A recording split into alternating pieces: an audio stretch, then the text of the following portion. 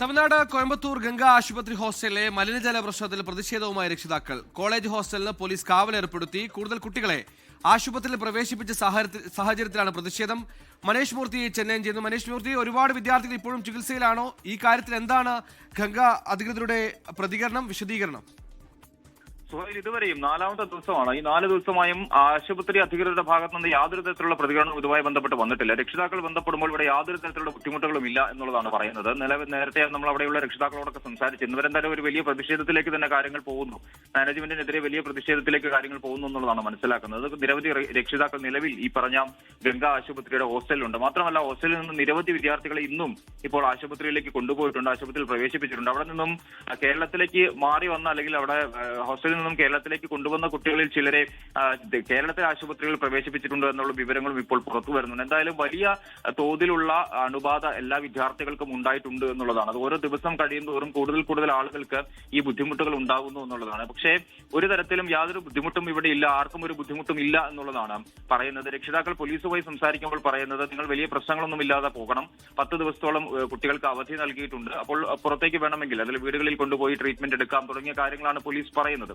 എന്തായാലും മാനേജ്മെന്റുമായി അല്ലെങ്കിൽ മാനേജ്മെന്റ് പ്രതിനിധികളുമായി രക്ഷിതാക്കൾക്ക് ഇതുവരെയും സംസാരിക്കാൻ സാധിച്ചിട്ടില്ല എന്നുള്ളതാണ് മനസ്സിലാക്കാൻ സാധിക്കുന്നത്. ആ രീതിയിൽ വലിയ പ്രതിഷേധത്തിലേക്ക് കൂടി കാര്യങ്ങൾ പോകുന്നു. എന്തായാലും ഇതൊരു തീരുമാനമാകുന്നത് വരെ അവിടെ തന്നെ തുടരാനാണ് രക്ഷിതാക്കളുടെ തീരുമാനം. അവർ പറയുന്നത് പ്രധാനമായും അതായത് അവിടെ ഹോസ്റ്റലിലെ ഭക്ഷണം വലിയ തോതിൽ ബുദ്ധിമുട്ടുണ്ടാക്കുന്നുണ്ട്. ആ വലിയ തോതിലുള്ള പ്രശ്നങ്ങൾ ആ ഭക്ഷണത്തിലുണ്ട്. അത് മാറണം. അതായത് അവിടെ ക്യാന്റീൻ ജീവനക്കാരെ മാറ്റണം, അല്ലെങ്കിൽ കാറ്ററിംഗ് യൂണിറ്റിനെ മാറ്റണം, അവിടെയുള്ള ഹോസ്റ്റൽ വാർഡനെ മാറ്റണം. അതുപോലെ തന്നെ പ്രിൻസിപ്പാളിനെതിരെ വ്യാപകമായിട്ടുള്ള ആരോപണമുണ്ട് ഇതുമായി ബന്ധപ്പെട്ട്. അതായത് ഇപ്പോൾ നമ്മോടൊപ്പം ഗംഗ ഹോസ്റ്റലിൽ പഠിക്കുന്ന ഒരു വിദ്യാർത്ഥിയുടെ രക്ഷിതാവ് കൂടി ചേർന്നു. കേൾക്കാമെങ്കിൽ എന്താണ് നിങ്ങളോട് ഇപ്പോൾ ആശുപത്രി മാനേജ്മെന്റ് പറയുന്നത്? ഇപ്പോൾ നിങ്ങളുടെ കുട്ടിയുടെ ആരോഗ്യസ്ഥിതി എങ്ങനെയാണ്? മാനേജ്മെന്റിന്റെ ഒരാൾ പോലും ഞങ്ങളോട് സംസാരിക്കുന്നില്ല. പ്രിൻസിപ്പാൾ ഇവിടെ നിന്ന് മുങ്ങിയതായിട്ടാണ് അറിയുന്നത്. അതുപോലെ തന്നെ ഇപ്പൊ ഞങ്ങളോട് HOD മാത്രം വന്ന് പറയുന്നതെന്ന് വെച്ച് കഴിഞ്ഞാൽ, നിങ്ങൾ ഇപ്പോൾ കുട്ടികളെ കൊണ്ടുപോയിക്കോളൂ, ഫെബ്രുവരി കഴിഞ്ഞിട്ട് ഒരു മീറ്റിംഗ് അറേഞ്ച് ചെയ്തിട്ട് വീണ്ടും നമുക്ക് ഇതിനെക്കുറിച്ച് സംസാരിക്കാന്നാ പറയുന്നത്. ഞങ്ങൾ ആദ്യം ഇവിടെ വന്നപ്പോൾ എല്ലാ പേരന്റ്സിനെയും പേടിപ്പിച്ച് ഓടിക്കാനായിട്ട് പോലീസിനെ ഇടപെടുത്തി. അപ്പൊ പോലീസുകാരോട് ഞങ്ങൾ പറഞ്ഞു, ഇവിടെ ഞങ്ങൾ പോകത്തില്ല എന്ന് പറഞ്ഞിരുന്നു. അപ്പൊ ഇവിടെ ഇപ്പം നിലവിലെ എന്ന് പറയുന്നത് ഈ കുട്ടികളുടെ സാഹചര്യം, വീണ്ടും കുട്ടികൾ അഡ്മിറ്റ് ആയിട്ടുണ്ട്. ഒത്തിരി പേരെ അതായത് 10, 20, 30ഓളം കുട്ടികളെയാണ് ഒരു ആംബുലൻസിൽ കയറ്റിയിട്ട് ഒരു ഹോസ്പിറ്റലിൽ കൊണ്ടുപോകുന്നത്. ഇപ്പൊ പറയാണ് ആ 30 കുട്ടികളെയും പേരന്റ്സ് ചെന്ന് അവിടെ നിന്ന് വേണമെങ്കിൽ പിക്ക് ചെയ്യുക, അവർ തിരിച്ചിവിടെ ഹോസ്റ്റലിൽ കൊണ്ടുവരത്തില്ലെന്ന്. അതായത് കുട്ടികളെ ഇവിടെ കൊണ്ടു കഴിഞ്ഞാൽ വീണ്ടും അതൊരു പ്രശ്നമാവും എന്നുള്ള രീതിയിൽ ഇവര് നൈസായിട്ട് കാര്യങ്ങൾ ഒതുക്കാനാണ് ശ്രമിക്കുന്നത്.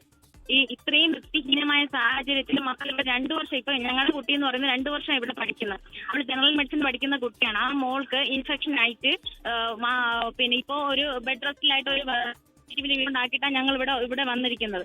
അതുപോലെ ഒരുപാട് കുട്ടികൾക്കും ഇതുപോലെ ഇൻഫെക്ഷൻ ആയിട്ട് ഭയങ്കര പ്രശ്നം. അതും പെൺകുട്ടികളായിരുന്നു. ഇന്നലെ വരെ പെൺകുട്ടികൾക്ക് പ്രശ്നമാണെങ്കിൽ ഇന്ന് ബോയ്സ് ഹോസ്റ്റലിൽ ഇതേ നിലവിലെ സാഹചര്യം വന്നുകൊണ്ടിരിക്കുകയാണ്.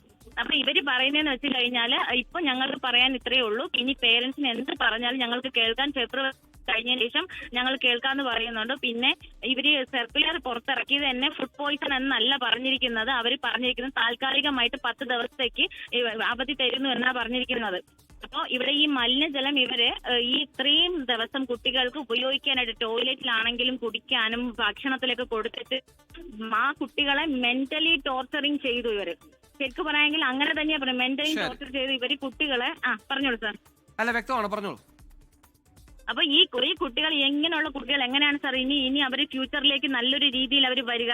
അതായത് ഡോക്ടറായിട്ട് പഠിക്കുന്ന കുട്ടികളുണ്ട്, നഴ്സിംഗിന് പഠിക്കുന്ന കുട്ടികളുണ്ട്, അനസ്തേഷ്യ പഠിക്കുന്നവരുണ്ട്. ഈ കുട്ടികളൊക്കെ ഇപ്പോഴേ മെന്റലി ടോർച്ചർ ഇവർ ചെയ്ത് കേരളത്തിൽ തന്നെ 300-400ഓളം കുട്ടികളാണ് ഇപ്പൊ ഇവിടെ ഹോസ്പിറ്റലൈസ് ആയിരിക്കുന്നത്. അവരുടെ പേരന്റ്സ് ഒക്കെ ഓരോരുത്തർ ഇന്നലെ വന്ന് കൊണ്ടുപോയി, ഇന്ന് ഇവിടെ വന്നിട്ട് ആശുപത്രിയിലെ ഈ പറയുന്ന സ്ഥാപനത്തിലെ ഹോസ്റ്റലിലെ പകുതി വരെ ഇപ്പോൾ ആശുപത്രിയിലാണ്. പക്ഷേ ഈ വിഷയത്തിലൊന്നും പ്രതികരിക്കാൻ പോലും ഈ പറയുന്ന കോളേജ് മാനേജ്മെന്റോ അധികൃതരോ തയ്യാറായിട്ടില്ല. 10 ദിവസം നിർബന്ധിത അവധി കൊടുത്തിരിക്കുക എല്ലാവർക്കും. അതിനുള്ളിൽ എല്ലാം ശരിയായി തിരികെ വരുമെന്ന വല്ലാത്തൊരു വിശദീകരണം, വല്ലാത്തൊരു അറിയിപ്പുമാണ് വിദ്യാർത്ഥികൾക്ക് സ്കൂളിൽ നിന്ന് ഉണ്ടായത്. രക്ഷിതാവാണ് ഇപ്പോൾ നമ്മോടൊപ്പം പ്രതികരിച്ചത്. ലോകത്തെവിടെയായാലും ഏത് സമയത്തും 24 വാർത്തകളും ഓഗ്മെന്റഡ് റിയാലിറ്റി പാക്കേജുകളും എക്സ്പ്ലെയിനറുകളും വിശദമായി കാണാൻ ഞങ്ങളുടെ YouTube ചാനൽ നിങ്ങൾക്ക് സബ്സ്ക്രൈബ് ചെയ്യാം.